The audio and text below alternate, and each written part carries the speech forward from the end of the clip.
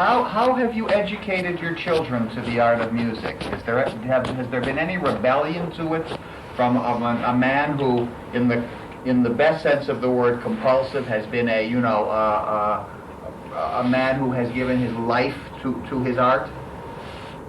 Well, my wife and I decided that we'll never push our children to do anything, except we try to bring them up in the way, obviously, we believe in. So they're honest and they're reliable people, and they're people who will lead their life the way we think people should lead their lives. We never impose anything on them. We try to guide them rather than push them into anything. And the best, in a way, best education, best upbringing is by example, in a way.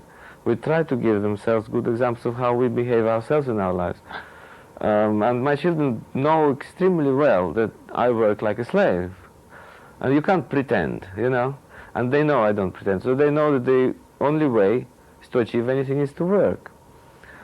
So it's their choice if they decide to do anything in music or in any other activity. But they know you have to work in order to achieve something. So some of our children decided to become musicians, like my first son, my second son. I think he's now made up his mind that he will become a musician. We never imposed it on them. That's their own choice. Now, will you be able to open up any kind of doors, any kind of help for them? Or do you want them to do it on their own? In the right context, in the right circumstances, yes. Of course.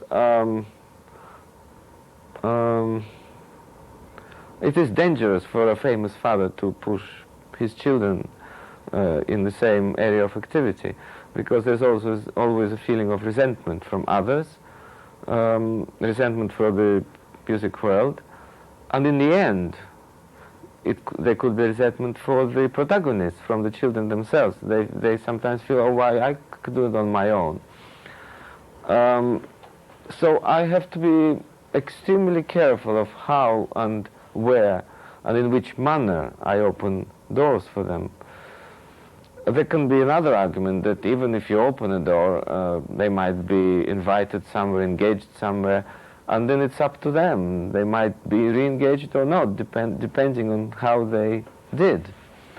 But even then, I try not to be particularly instrumental in opening the doors for them. But occasionally when somebody asked me, well, could we invite your son or something to play, like my first son, the pianist, I said, well, since you're inviting, I'll relay the message to him, see if he decides to come or not. So once or twice I conducted for my son, but I didn't push for that. So I'm very careful about it. But on the other hand, I also feel I'm a father, I should sometimes be of some help. So I try to be of help in an unobtrusive way, in a way that doesn't look like I'm pushing. I can sometimes say, well, he also plays and he's not pressed, and others might as well at least hear him play. You might engage, you might not, So being objective and honest about it, I think that's all right. There are so many pianists in this school. They all have ambitions. They all want to be Ashkenazy, of course. And is there any advice? For instance, in the Van Cliburn competition, there are nearly 300 entries.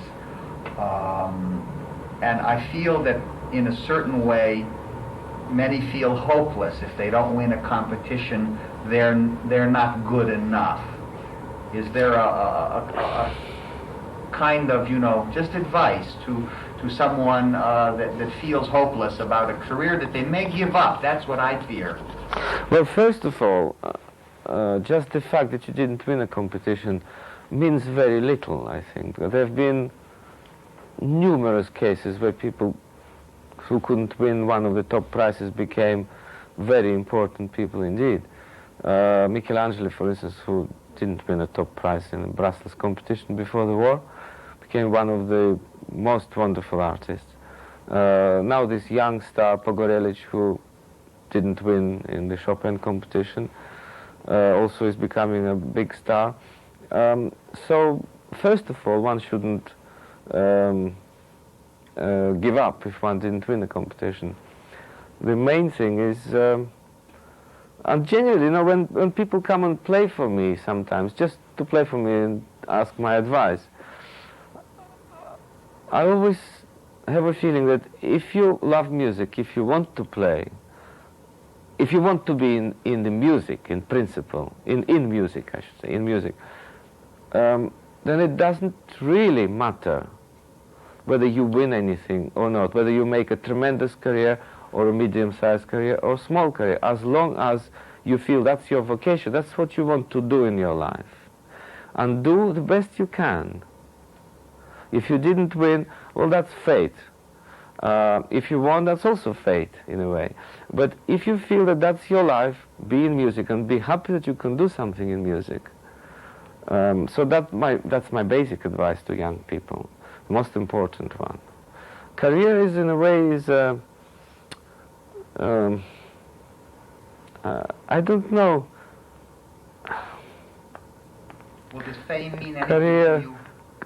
career and fame is the categories. They're only, what does one say? They're categories that come with achievement. One should look forward to doing something in music, and if one did something worthwhile, that one feels I've done something worthwhile, and some people appreciate it, then a career might come, fame might come, but the main thing that you feel that you've done something worthwhile, and you weren't looking for a career or for fame or anything, but you were looking for something to do with music, for which you feel you're born for, it's your vocation. And then, if you're lucky, you have a career, great, wonderful, but that shouldn't be the first aim.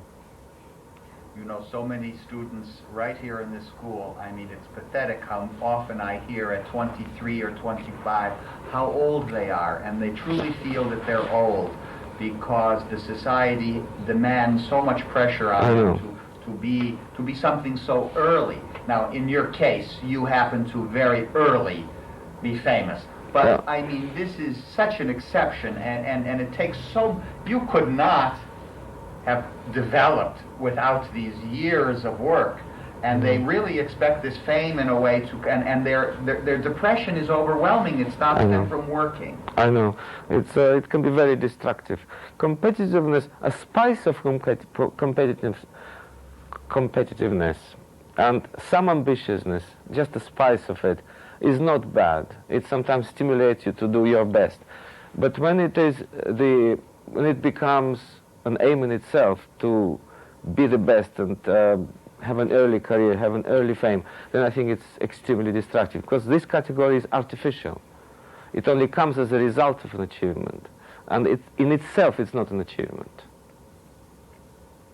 Okay, David, very good. Yeah, that's very Very nice. good. You think this is very good? Excellent, terrific. This is more than very good. That's cut. Robin, and as soon as possible, because your knowledge is the most complete, even with the mistakes in the book, which have been rectified. Publishers. The publisher of your... No, the mistakes are publishers. Always. They always believe me, that I know. The publisher's mistakes at all times. Now, if Mr. Ashkenazy wants to play a Chopin mazurka, he certainly can. I would not prevent him from touching the piano here. David, I thought this was to talk to the greatest pianist in the world today. Well, would you start, Fabian? Because you always are good for a question. Well, let me finish the sentence what I wanted to do. What I want you to do, Volta, is I want you to to play the piano of the Busoni Concerto and then play back, conduct the orchestra. From now on, you say you're a conductor and a pianist and you should do both. And I want you to do the same with the Niemcin Scriabin Universe, which is finished. You play the piano and then you conduct the orchestra accompanying yourself. do that. It's faster just to engage a pianist. No, but you were the only one. Phoebe, and today I want your obsession with Scriabin to end and talk. He's already written a preface to your third book on Scriabin. Now, do we have any questions for Vladimir Ashkenazy? You don't have a chance every day to see him, especially in Oksana's own studio. Can I ask some questions first? Oh, great. Are you all piano students, or not necessarily? Or all piano students? Yes? I see.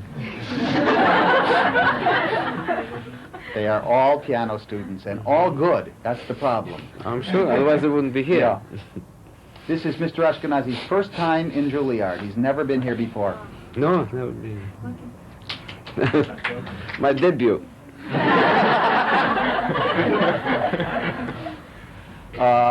Have some friends? Now, Miss Wolfenson? yes, Miss Wolfenson's here. She is a student of piano literature Yes. 1 and 2, Yes. and now has left me. And we met before too, yes? Oksana, do you have any No. remembrances of the child Ashkenazy when you were studying with the same teacher? Yeah. Can you give us one? Yeah. We were very good friends though. Yeah, but I read in book now, it's a lot about this in your book. Huh? I hope everybody read this. I remember how, everybody talk about, we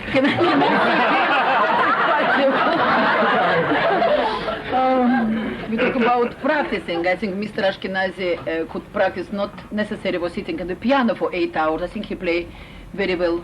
He played very well football, spent a lot of time. It was, I think, it was the best, I think. He's a Washington Redskin now, you know. Of course I remember him, and I remember everything, all repertoire, what he played and everything. Just, we were 10 years with the same teacher, or 11 years. Elboria? No, Sumbatyan, it's cool. Oh. When you were young, yes. Very young, yeah. I don't know, I was like this, but... My teacher was very fond of Oksana, because Oksana always played with life and drive and great enjoyment. I remember that. changed so much. Now she plays with life, drive, enjoyment, and everything else.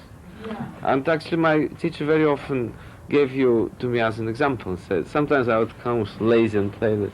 Said, look at Oksana, she plays with life, why don't you play with life? So I always remember those words. Now I always try to play with life. This is in Moscow. Yeah. Just come to students ask questions. They're so shy, so modest. Just ask something. What's your current project? Current project. Current major project? I'm just learned Brahms F minor sonata. I'm sure you all know that piece, but I've never played it before.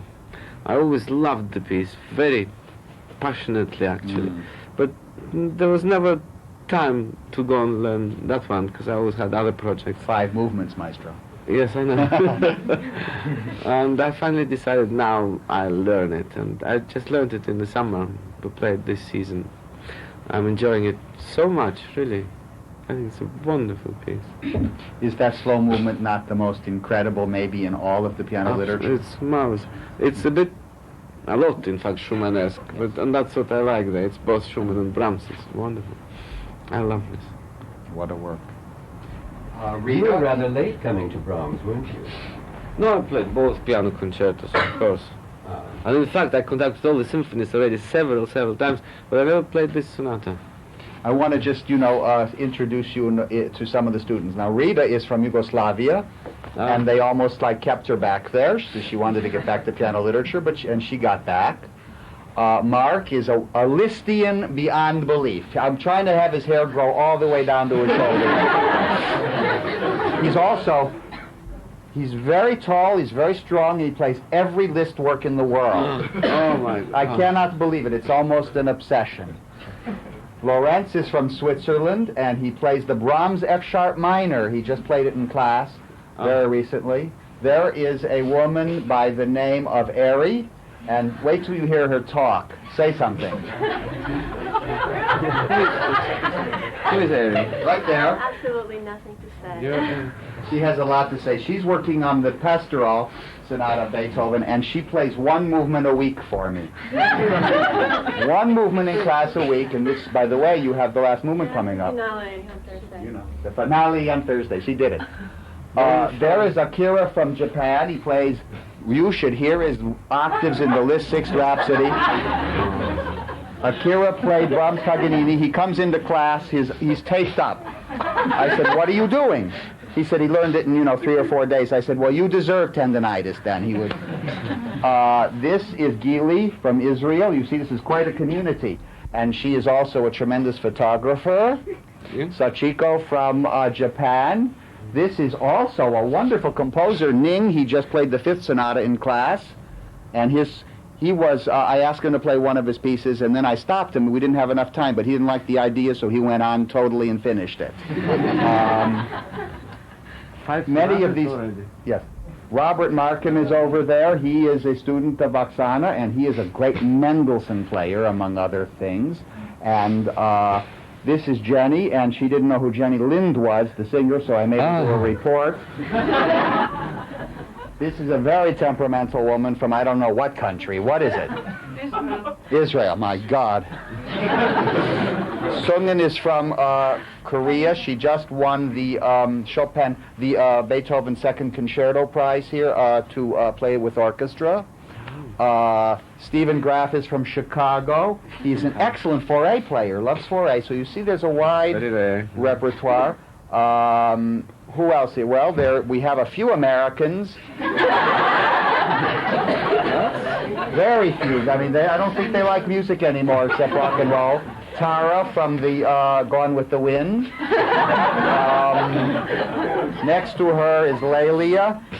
I know that's not her name, but I've given her that name. And she played the Liszt Sonata halfway last time. I said, why do you stop? Why do you stop at this big chord? She said, that's all I know.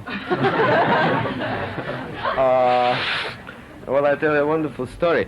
In my class, Oborin's class, when I studied with Lev Oborin, there was a very talented pianist. It reminded me that story. He was from Armenia. He was very temperamental and a very accomplished pianist, very gifted. He was preparing for the Tchaikovsky competition, I think, to the one where Van Cliburn won. And once he came to the class to play the Tchaikovsky concerto, the famous Tchaikovsky concerto, it was like about 3-4 months before the actual competition. It was Mian Sarov. His name was Mian Sarov, Eduard Mian Sarov. You all know the piece backwards, of course. The whole world knows the piece backwards. But he came and he kept on forgetting every few bars. But literally, making mistakes, forgetting, getting somewhere else. And halfway through the first movement, finally my teacher said, look, stop it, Edik. It's a shame. You should really play this piece by ear. He said, that's what I'm doing.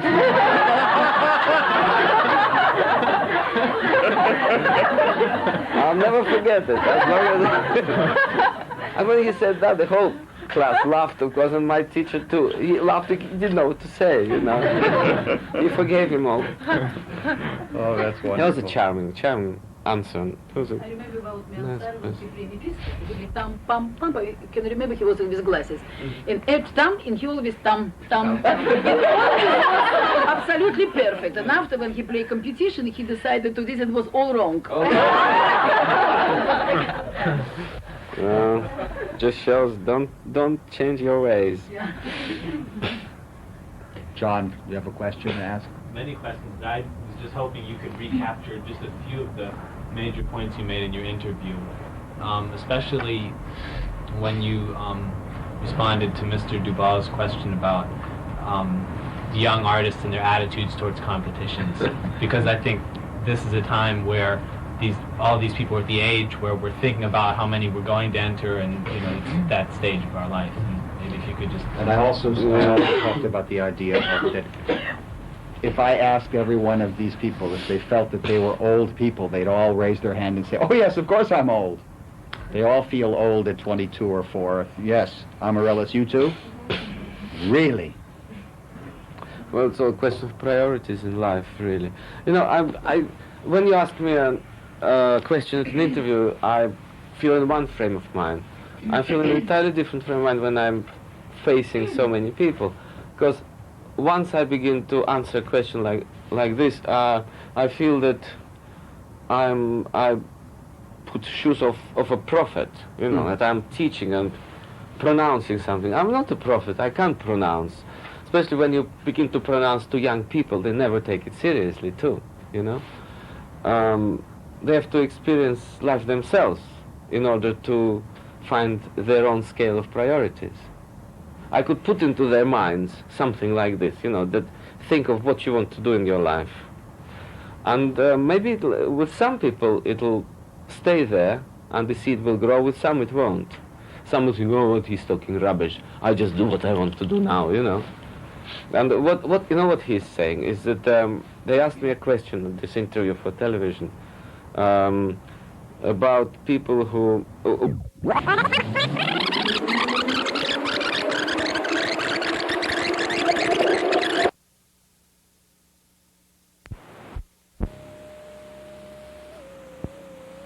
doesn't really matter as long as in your conscience you knew that you didn't compromise, that you're honest, you retain your integrity, self-respect, and you do the best in life that you can do. Well, that's all I can say, but I don't want to be a prophet. That's all I can say. And if some of you follow that line, I don't think you'll ever regret it. That's all. Can you tell them, Yes. because we have tendency in Juilliard, students practicing 8 hours a day, Yes. and I mentioned your football player because I know how you were at school, not like me, you were very good with everything, physically, physics and chemistry and everything. He was really great at school. And every teacher said, oh, he's supposed to be here, he's supposed to be here. Everything was easy for him and wonderful. But Young people should develop as individualities, as persons, as personalities. Thank God Oksana's not a radio interviewer. Whole thing. We'd It's have to- individual. everything inside. Oksana, it's individual. Competition, something new there. The fact that somebody might have to practice, wants to practice, or does 8 hours a day, doesn't necessarily mean that this particular person is not developing as an individual, because he or she might practice 8 hours a day for a week and then decide, well, maybe that's enough for now. I want to go to a museum, I want to go to the Met, I want to go and hear this symphony or something, you know. Richter actually practiced at some period in his life like 10 hours a day because he felt that it's exactly what he needed to do at that period. He needed to learn a particular piece, or his fingers didn't work as well as he wanted to, and he practiced like an obsessed maniac for a few years, just like that. Then there were periods when he didn't practice at all, in fact, wanted just to relax. I don't know, there's no recipe in any case. That's wonderful. No, of course there is no recipe. Everyone is different. And if some of you feel that in order to learn, if you have an obsession about, I don't know, Liszt sonata, and you think that you have to practice 10 hours a day in order to be in control of a particular passage, do it, because that is your impulse at the moment, you know, but it has to be a genuine one. Just to practice a lot and not to have results from it is silly, of course, you know. With me, for instance, I think that after I've done 4 or 5 hours a day, it's no longer productive. I can't really register what I'm doing. My mind is tired, my even hands and arms are tired, and I think, what's it all for? I am not learning anymore after that. So each one of you has to decide how long you can have productive practicing for, whether it has any purpose today or over a period of time or not. It's all so imponderable. You can't just say you must practice so many hours or you must practice. It's all very individual. But the main thing, you should live a full life. That's what it is. I want to say this, beside doing all Mr. Ashkenazy does, he's had 5 children, and one of his children is here. I don't want to embarrass Dmitri, but this is an You won't interesting be question.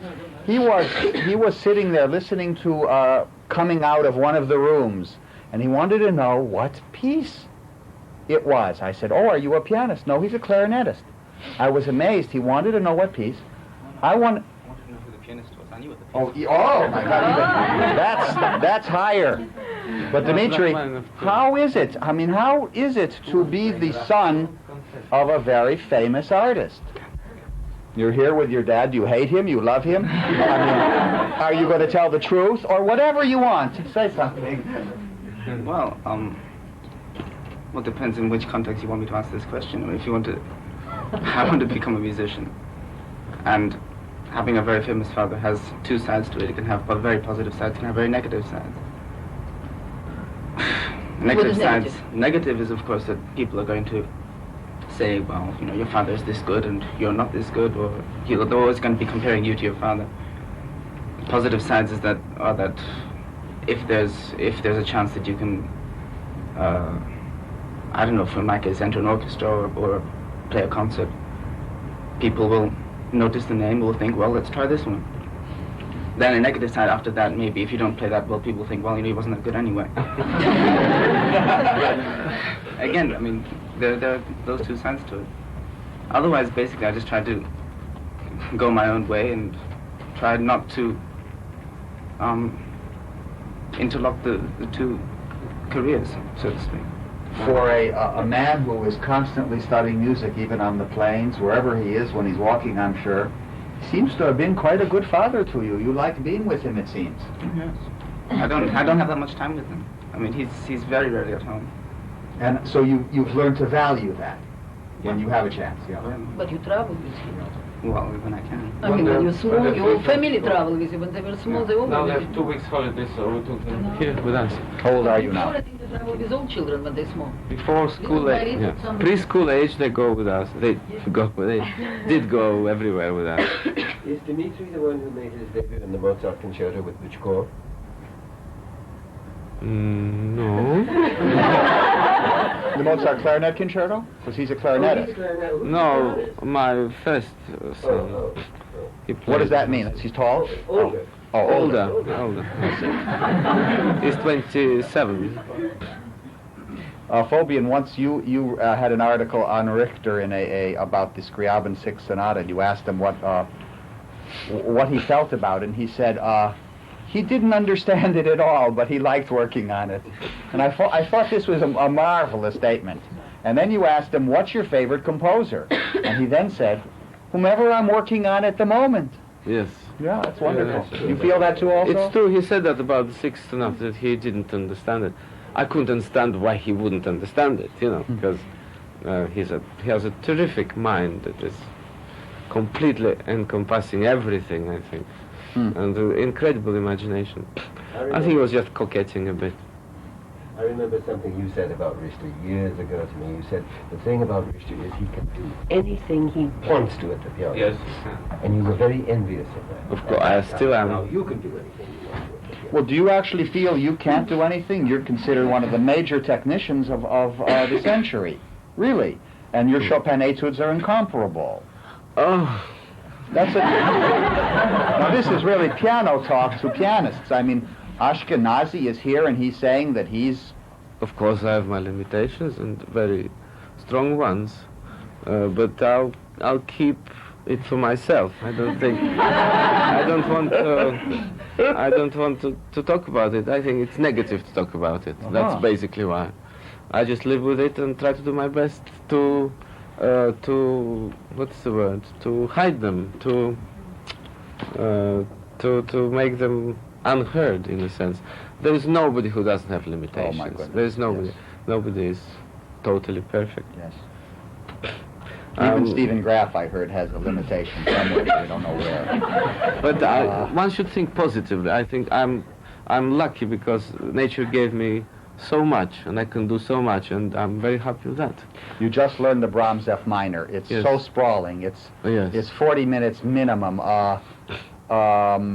You don't go to the score and say, oh my God, God gave me a hand that is Yeah. absolutely impossible to play this. It's so awkward. No, I'm telling myself that if I miss a couple of chords, but the music is right, it doesn't matter. Yeah. Because obviously there's some positions that my hand just can't grasp. But I think it doesn't matter. If I get close enough and the idea is right, and I just go intensely for that idea, it doesn't matter. Wonderful. Because Close you enough. don't play concerts for sports of playing hitting the notes. Of course you try to hit the right notes. We all do, right? But we're playing for communication. And if we communicate it with a couple of wrong notes, it's better than playing all the right notes, not communicating anything. Of course it's great when everything is right and everything is perfect. But tell me how often that happens. Very rare. So go for the music. Go for what you want to say. And if in the process you even get everything right, great, you're in luck then. Dalbert was a great pianist at the turn of the century, and Busoni was at a concert with many of his disciples and students. Yes. And Egon Petri said, "Oh, all those wrong notes, Dalbert." Oh, and Busoni said, "I wish you could hit wrong notes like his." I met Egon Petri once in '58 on my first American tour. I think he died a year or two after that. Not because he met with me. But I remember very well. I came to see him with Zakin. Remember Alexander Zakin? The accompanist. Isaac Stern's accompanist. Because he was his student once upon a time. He took me there in San Francisco. He lived in Oakland, near San Francisco. And I remember, like now, we met him. Of course, for me it was very special. I was 21 or something, and Petri was very old. And he said, "Very nice to meet with you. I heard your Chopin studies or something." I said, "How much do you play these days?" He said, "Oh, I don't play anymore, really. This season I only play all the 32 sonatas once, but I don't really play anymore." So he had the cycle of Beethoven. That he considered he wasn't playing. I liked that. I thought, good answer. He was a big thinker in the Busoni school, that grand repertory, so many works that he knew so much. Stephen? I was curious, if you decide to learn a new piece of music, something you haven't studied before, is there any particular procedure that you go through in learning it, the learning process? No, because it depends on the piece. Unfortunately, there's no recipe. A piece that you've never heard before is different than from the piece that you've heard before several performances. It's already in your ears. So the process of learning is in a way much simpler, because you will know almost which note to play because you heard the piece. The piece that is completely unknown is a different story. You have to just sit at the score and really learn everything, and it's a quite different process, I think. But I suppose you want a different answer. You want to know what I think about how I'm going to play the piece, interpretation or something like that, yes? Or how I learn the passages and things like that. Yes, you tell me what you really want, I'll tell you. Well, I was curious if the time you spend away from the piano looking at the score, or what... No. With the piano piece, I always learn it at the piano, absolutely. Because my first aim is to get into my system as soon as possible. When your hands and fingers go almost, semi-automatic, nothing is automatic, but basically go already instinctively where they should go after several days or weeks or months of practicing the same piece. I feel close to a public performance then, because why am I learning a piece? For public performance in the end. So I try to spend as much at the piano as possible, of course. But in the meantime, though, I think all the time what I should do with the piece. I look at the score when I practice, obviously. But the mental processes that happen in between your practicing are sometimes even more important, of course. This is to get to your system, and this is what to do with it, right? Because, memory is a funny thing, right? Memory is both rational, automatic too, and instinctive. So all those three combined together produce a good complex of things only when you practice. You must practice in order to mobilize all the three memories together. But your decisions as to how to play the piece, that is your personality. You have to think about it. It's all the experience of living through the preceding years, thinking about music in general, what it means to you and what you want to do with this piece. That's whether you practice or not. In a way, it's irrelevant. Okay. You were second. I want about public performances. How can you keep when you have day another day inspiring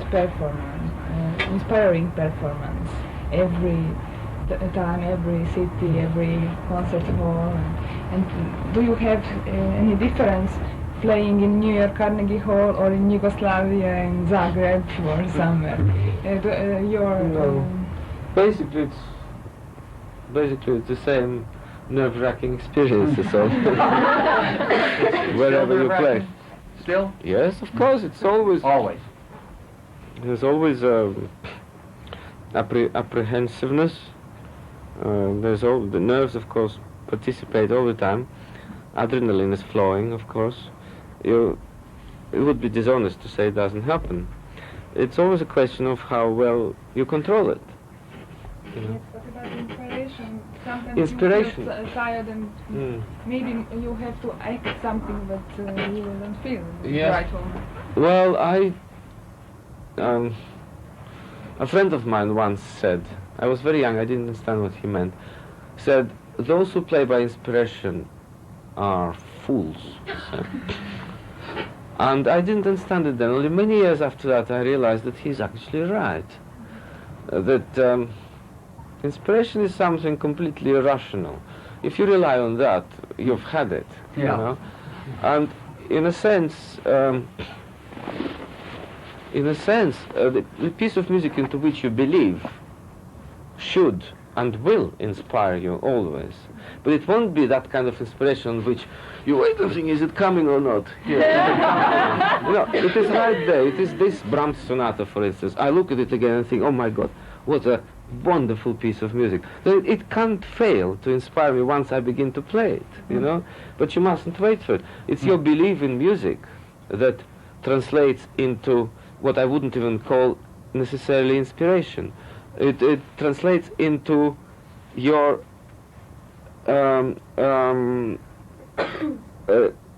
willingness and will, in fact, to communicate what you see in this piece at this particular moment. And there is no reason why you wouldn't want to do it tomorrow and the day after, because the potency of this piece, the message of this piece, and all the incredible intensity of the genius that gave it this intensity is there every day. And you have to bring it out every day, otherwise you have no business to be there, you see. So you mustn't wait for divine inspiration. It's all there in the music. That's what is for me.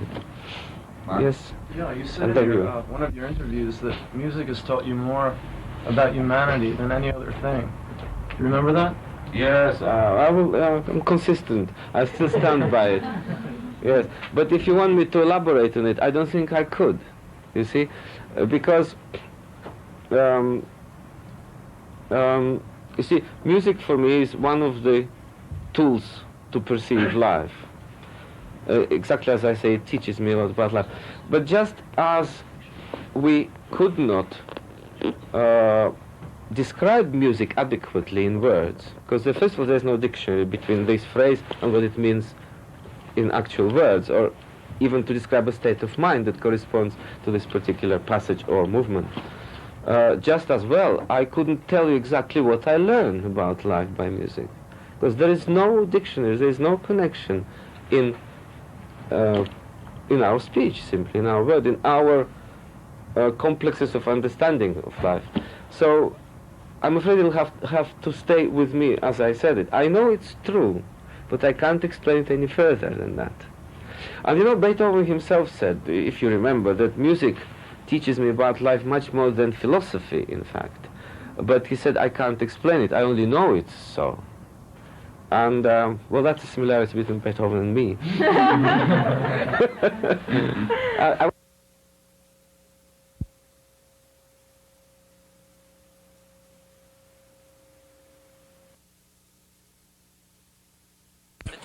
Right, I don't think I'm talking rubbish.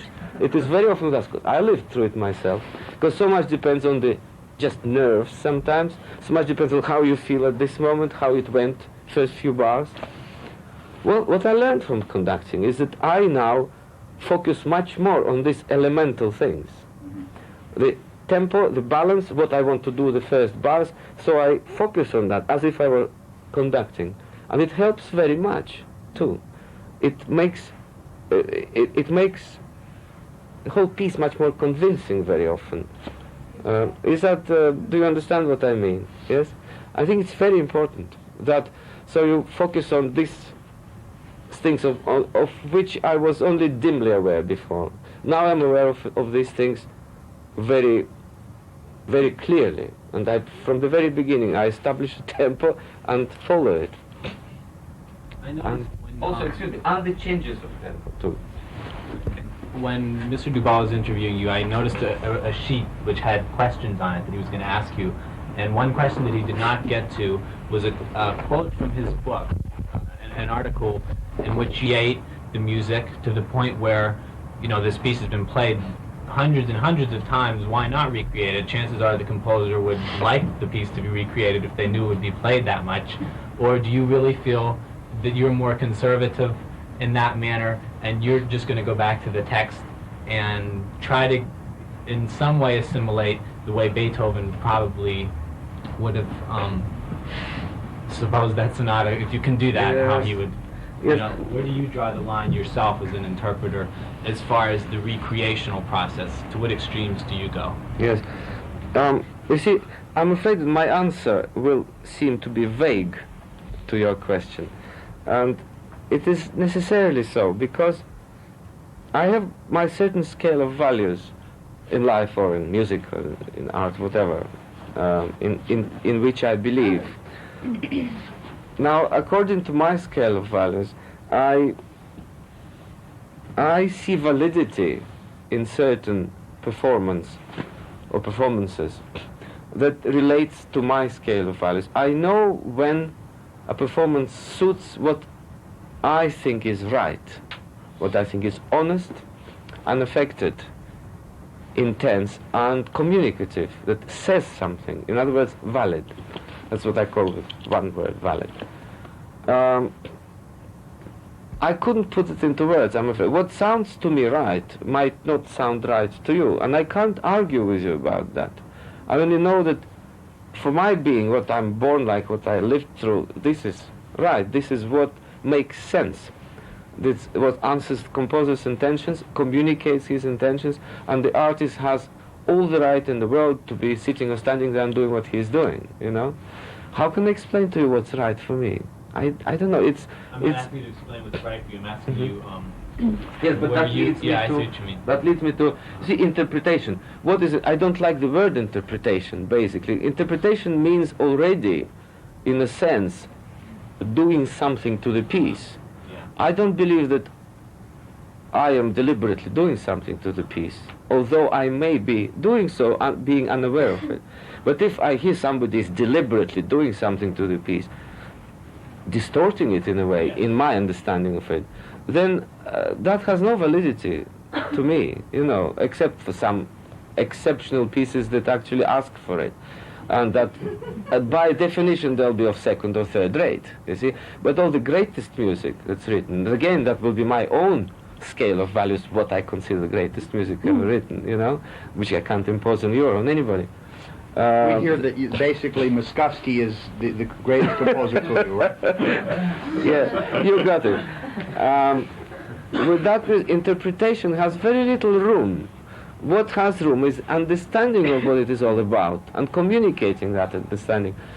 And very few of us actually can live up to that understanding, because those great people like Beethoven, Mozart, and Bach, and Brahms, they were several notches above us, you see?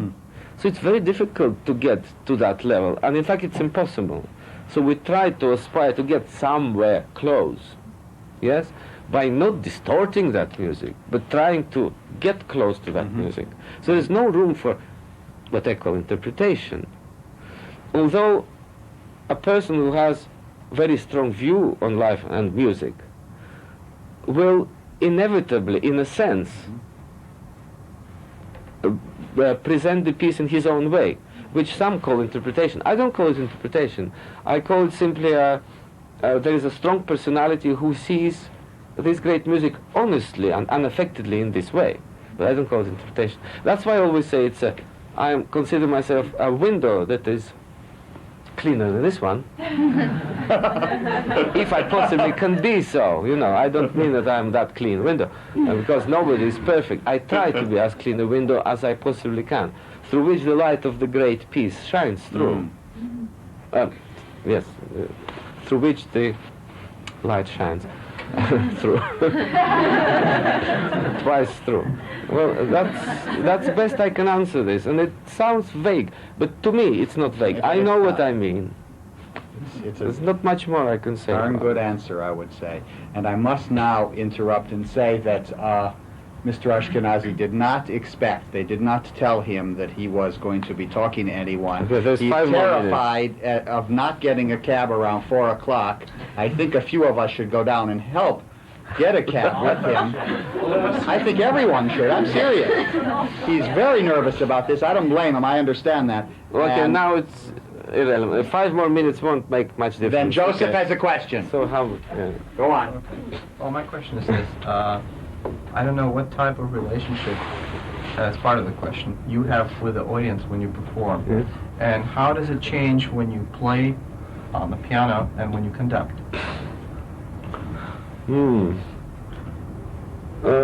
Psychologically, it's there's more pressure having no orchestra. You're alone, and nobody can help you. You know, alone with the black and white beast, as I call it. And you know how difficult it is to play and tame this beast. So it's a lot of pressure. All my life I had to live with it. And I find it relief, in a sense, to face a 100-piece orchestra in front of me. Because the responsibility is shared, really. You are only the, you know, maybe the most important, one of the most important elements, maybe the most important, because you have to guide them, they have to follow you. But provided that they're in sympathy with you, and usually, I'm lucky, I have very good friends in several orchestras, and they basically like me. Sometimes I don't know why, but basically they follow my ideas with understanding and affection. And I know they will this evening, so I give them the impulse, and it's all there. And I feel much easier psychologically. I feel we are participating together in a corporate effort to do something important. Whereas when you're alone with the piano, you're alone, and nobody can help you, you know. So I have less pressure, psychologically, less pressure with an orchestra. But when you have to play and conduct at the same time, have you ever played and conducted? I've done a lot. I've done all the Mozart concertos like that, all the Beethovens too. Really, all the Beethovens? All the Beethovens, yes. Yes, in public too. Is it much more pressure than just having to play? No, it's somewhere in between, you know. It's neither one or the other, it's somewhere in between. Because you feel they're helping you too, but yet you're also on your own in a way, you know. But I've done so much of it that I feel rather in my element by now. It's a great pleasure to do some Mozarts, really marvelous. Sometimes it's difficult to bring them after a cadenza, you know. In the Beethoven, when you have those passages, have to do. I give 2 beats before the thing, and usually it works, because I play with wonderful groups. They basically know where they should come in, but they can't always hear, because some of them sit far away, and that's why the conductor is sometimes help, because conductor can hear and give them a beat. But when it's like 5-6 meters away from the passage, they can't hear. So I give the thing and hope for the best. Usually it works. What about the Chopin concerto? Can you do that? No, you shouldn't do Chopin concertos, because the structure is so, the texture is so vague in Chopin. It's never 1, 2, 3, 4. It's 1, 2, 3. You know.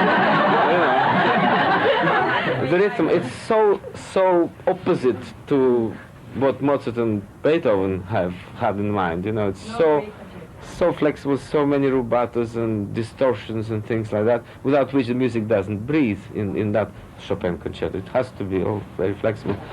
It's almost impossible if you begin to nod on every beat, and very often you have to.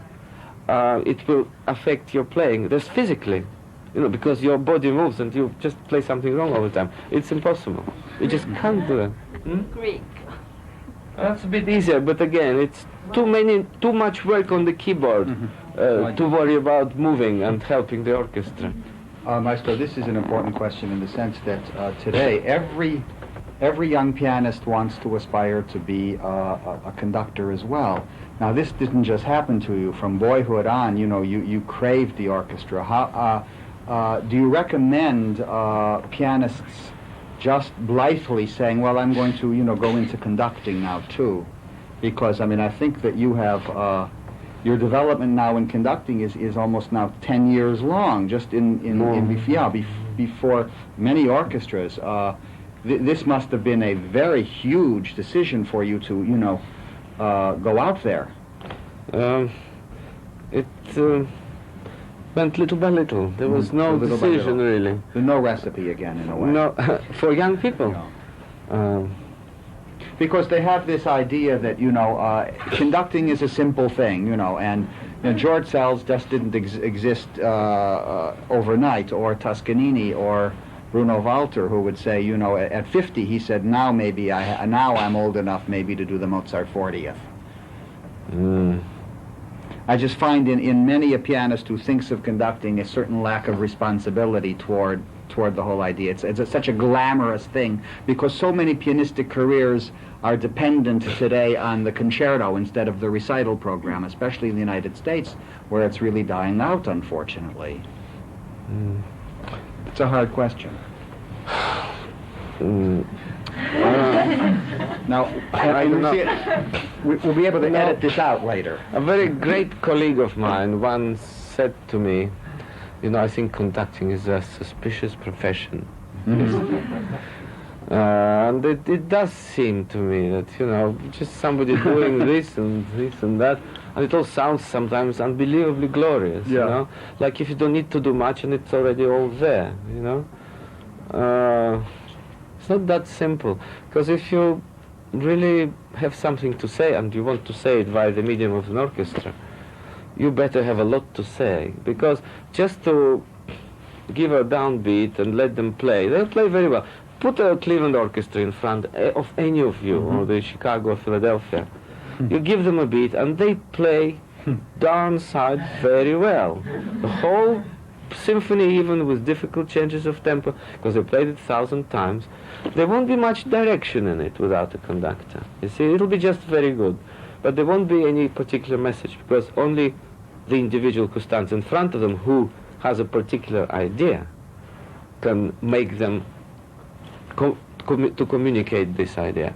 And that is where the whole crux of the matter is. If you have something very important to say, and if you have that a tremendous urge that you really have to do it, that's your fate, you've got to go there to stand on the podium and do it, then you try and do it. And maybe with time you really will prove your point, that you really had something to say. But if you think it's just so easy, why don't I, everybody does it and I also do it, that's not good enough reason. Anyone can stand there and give a downbeat and they'll play well. It's only if you really think that you have really something special to say. Somebody asked Klemperer once, Mr. Klemperer, tell us, he was already quite old, tell us, when did you decide that you wanted to be a conductor? When you were 30, 40, 50? Oh, always wanted, always, always. I don't know how many people can say that. Anyway, I was a pianist all my life. I loved the orchestra. I had the fascination for the orchestra more than for this instrument, for sure, from the childhood. But I never, ever thought I will go and conduct, because I thought, actually, it was unbelievably complicated. I thought, how can I control all these different rhythms, different entries, all these people who might hate me, not even want to play for me? How do I indicate a tempo? I could never understand how conductors indicated a tempo. I always thought that because sound comes, as you know, a little bit late, yes? As you look at you see him doing this and bang. Sound comes late, especially with some European orchestras. With the American orchestras, it's more on the downbeat. But not all. Like Cleveland, they play on the downbeat. Anyway, that's something else. And I seeing all that, I thought, oh, I never get it. I can't do this and then sound comes late. How would I do with the second beat then? It's even later. So I'll get slower and slower and slower. And in fact, Artur Rubinstein, once he was in Israel playing his concerts, and he asked Zubin to let him conduct the orchestra.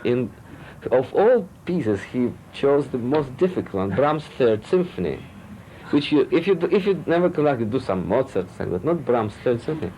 You know, it begins tam pam tam tam pam pam pam. So the first two chords were okay. He gave one thing, they played second. Then he started going ta and they waited pa pa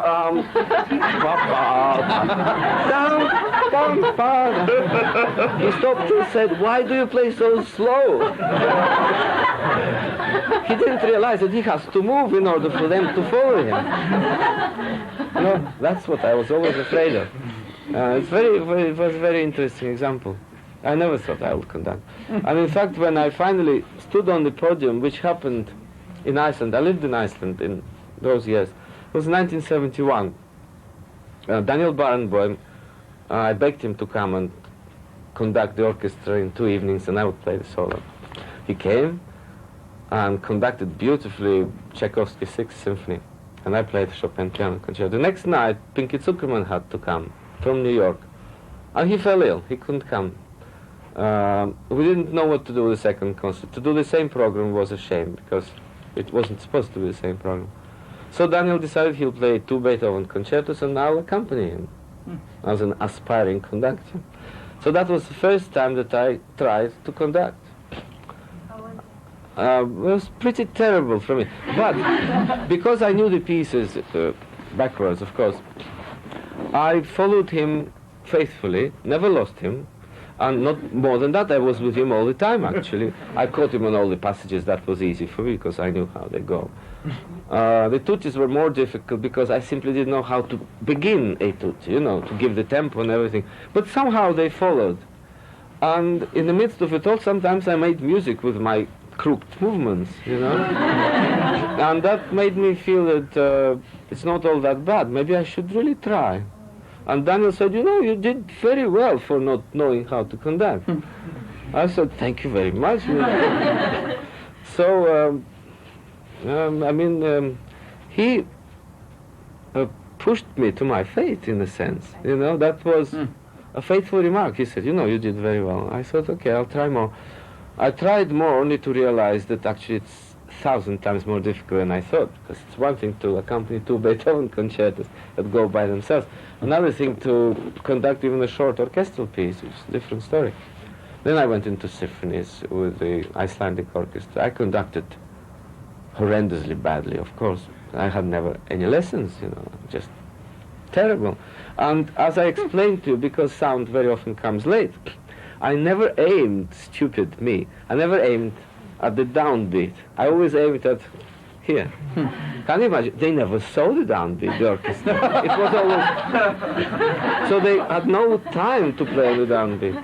And I confused them like nothing in the world. They never knew where they were for many years, until... For many years. Until I confessed to whom, of all people, to my wife. I said, look, I just can't conduct. It's awful, because, I expect them to play here, and they never play even there. They play even after that. She said, why do you expect them to play there? I said, because I think that's how they play. She said, no, they should be playing really here, and not there. I said, why here? Because she said, because that's a downbeat. And this is an upbeat, it's a downbeat, and that's afterbeat. Why should they play on the afterbeat? You must make them play on the downbeat here. I said, but they never will. I said, it doesn't matter, they will or not. You should think that they will, It'd be easier. So, several years into my conducting career, I realized that I can do better. So I started conducting on the downbeat. By then, the great orchestra in London, a great orchestra, the Philharmonia Orchestra, invited me to do a concert in London. that is when I still didn't know about the downbeat. I still conducted for the afterbeat. That was... but amazing enough, that was in 76, not so long ago, but it's a future accomplishment or something. I just tried to do my best at this moment. But some people ask me, do you want to do opera or something like that, you know, which some people think is the next stage in your development. I'm not interested in the opera. But if that is you're interested in that question. Long story. It's just... One of the great stories of all time.